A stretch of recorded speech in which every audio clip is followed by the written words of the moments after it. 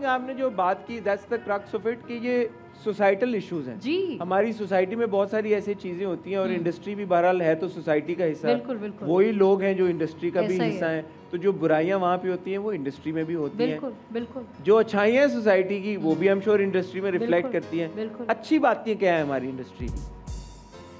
अच्छी बात यह है कि हम टीवी इंडस्ट्री को लेके ख़ास तौर पे रोज़ रात के 8 बजे लोगों के घरों में घुस जाते हैं और वो बड़ा वार्म वेलकम भी करते हैं, वो बिल्कुल। खुले दिल से बाहें फैला के हमारा इस्तकबाल करते हैं।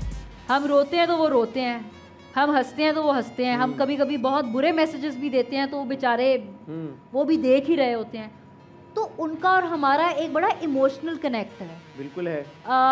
इससे बड़ा क्या इन्फ्लुएंस होगा कि हम लोगों के इमोशनली उनसे कनेक्ट करके बहुत सारी चीज़ें अपनी मनवा रहे हैं। तो एक तो ये सबसे बड़ा बॉन्ड है, जज्बात का बॉन्ड है, एहसासात का बॉन्ड है हमारा, हमारी राइटर आवाज़ निकल के आइए, साथ। राइटर निकल आइए बाहर।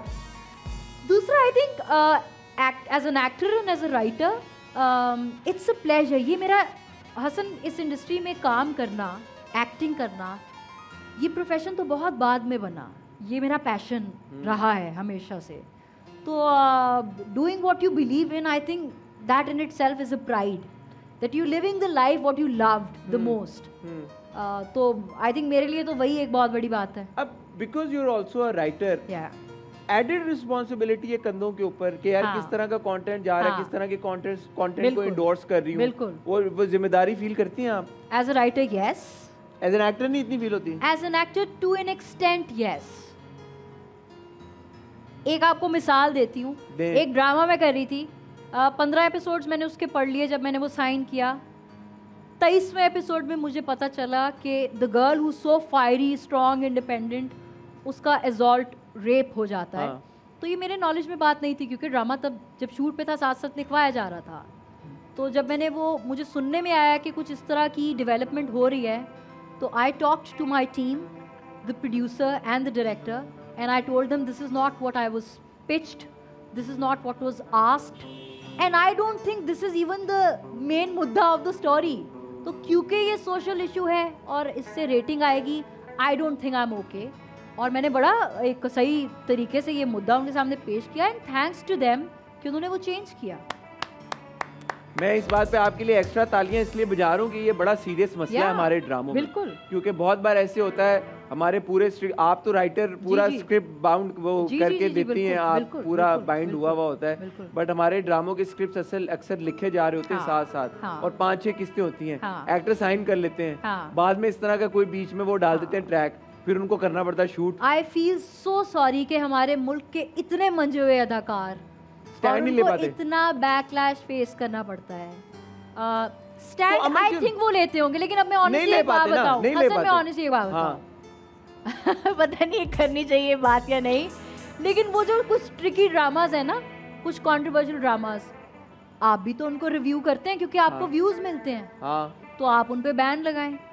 आप कहें कि हम नहीं रिव्यू करेंगे, आपको पता है उस पे व्यूज आएंगे। मैं आपको बताता हूँ इसकी लॉजिक क्या है। ये बड़ा अच्छा सवाल आपने पूछा और लोग करते हैं। देखें, बैन कर देने का मतलब है कि आपने आंखें बंद कर ली, आंखें तो आपने खुली रखनी है ना। और अगर कोई इस तरह की चीज हो रही है सोसाइटी में, अगर आप उसको देख के उसके बारे में आवाज नहीं उठाएंगे तो बेहतरी कैसे आएगी? बिल्कुल ऐसे। ये तो वो वाली बात है। और मैं बल्कि ये बड़ी ऑब्जर्व कर रहा हूँ बात कि बहुत सारे हमारे गेस्ट हैं, जब आते हैं और मैं उनसे ड्रामों की परफॉर्मेंसेस की बात करता हूँ, वो कहते हैं हम तो देखते नहीं पाकिस्तानी ड्रामे।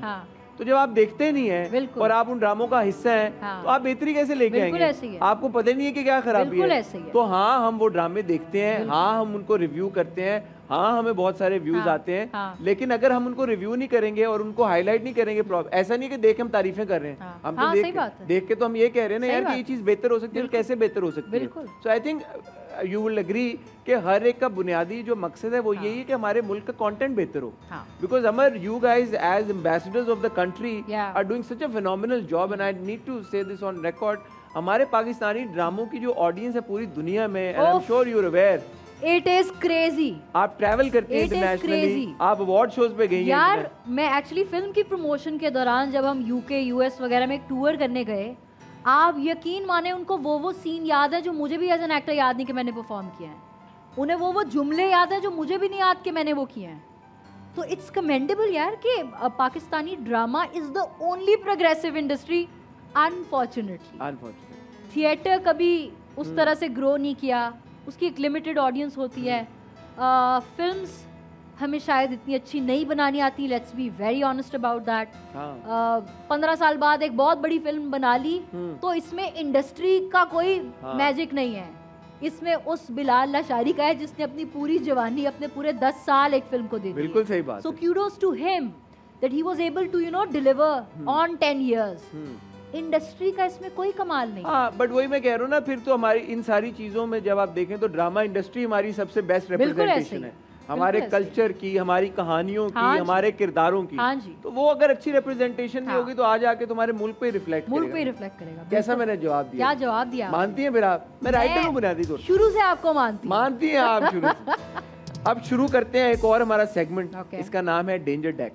Danger deck. ओके, परेशान नहीं होना आपने, ठीक है। रैपिड फायर सेगमेंट है जो कि आज तक कभी मैंने रैपिडली नहीं किया। करंट तो नहीं लगा रहे? करंट नहीं है ये, क्योंकि बिजली भरी है मेरे अंग में पहले से ही। करंट मेरे पे नहीं असर छोड़ेगा। आपने वही बिजली का मुजाहरा करना है।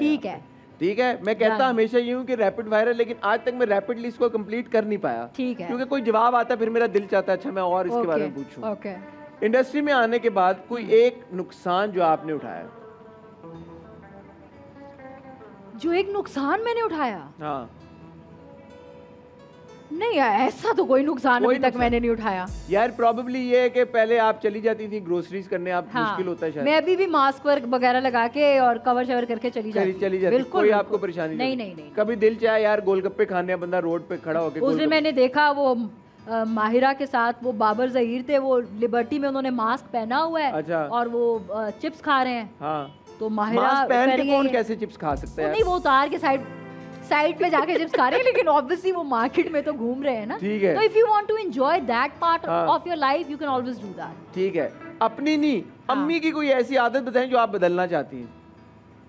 आई थिंक वो बहुत ज्यादा पंक्चुअल है। मैं उतनी नहीं हूँ। और ना वो बहुत ज्यादा चीजों को लेके ऑर्गेनाइज्ड है कि राइट टाइम पे राइट चीज होना। तो मुझे बड़ी उलझन होती है उस चीज से। A big shout out to Fariya Jabin ji. Love her most lovable and most warm person in the industry.